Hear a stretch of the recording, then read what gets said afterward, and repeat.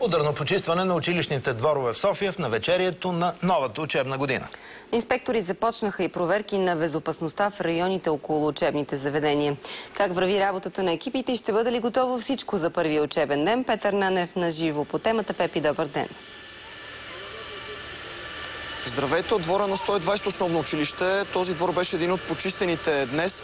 Освен тук в Лозенец, екипите на столичните инспекторат, заедно с почистващите фирми, работиха в части от районите Красна Поляна, Искър и Люлин. Всъщност в двора, в който се намираме ние, продължава работата на почистващата фирма.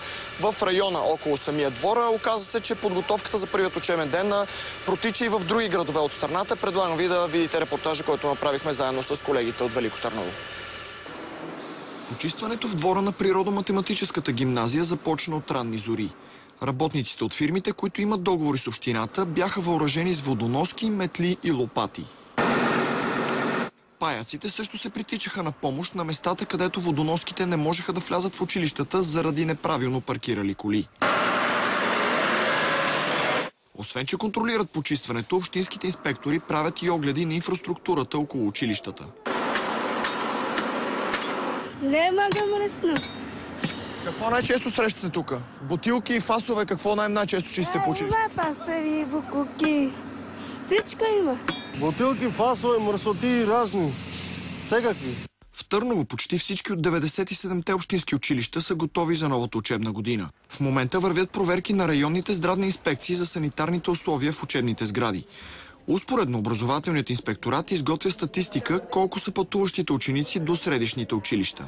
Класни стаи, коридори, санитарни възли, оборудване, чинове, дъски, саниране на сградите, подмяна на дограма, където има такава възможност.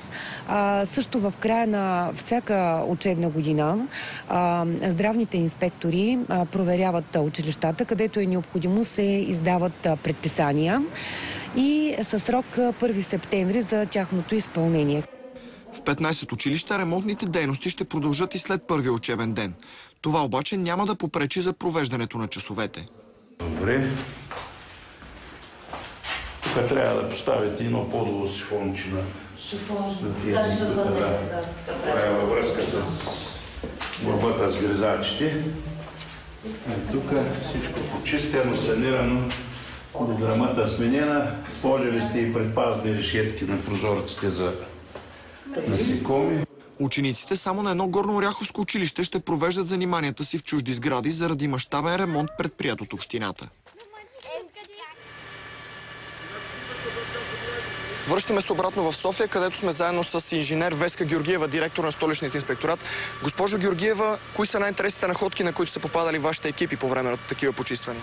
Всяка година, по 2 пъти в годината, за 24 май, разбира се, за 15 септември се възлага на фирмите по почистването да измият училищните дворове. Инспекторите правят оглед на прилежащата територия за най-различни неприлични надписи, дупки, разградени училищни дворове, каквито има. Веднага се изпращат писма на директорите на училищата да се погрижат да бъдат оградени. Основното, което се явява като проблем, това е неправилното паркиране в района на училищните дворове и разхождането на домашни любимци вътре в дворовете, което е абсолютно недопустимо. Има доста санкционирани граждани за това, че си позволяват да разхождат домашните си любимци. Тази година беше възложено и инспекторите в момента правят също такъв оглед. Има и някъде липсващи капачки на уличните стълбове. Надявам се инженер Терзиев да ме слуша и да се самосезира веднага. Ще ви помоля за кратък отговор. Ще успеете ли да спазите срока за 15 септември всички училищни дворове в столицата да бъдат почистени? Разбира се, ще успеем. Добре, благодаря ви за това участие в BTV новините. Ние ще останем да проследим как ще протече днешния работен ден на столичните инспектори, така че очаквайте репортаж в по-късните ни емисии. Благодарим ти, Петър Нанев, за последните приготовления в училищата преди първи учебен ден.